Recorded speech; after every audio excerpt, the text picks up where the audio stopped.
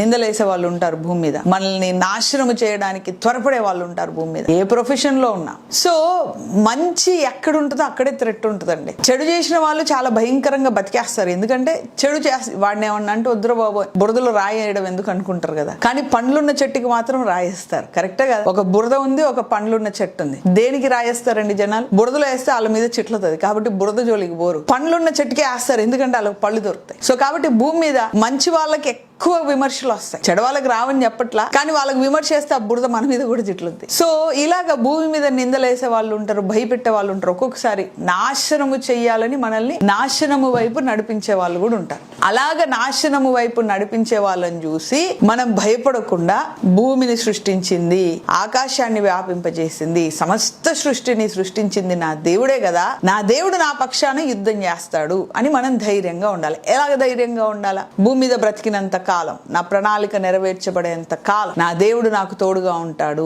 అని మనము నమ్మకంగా ధైర్యంగా ఉండాలి.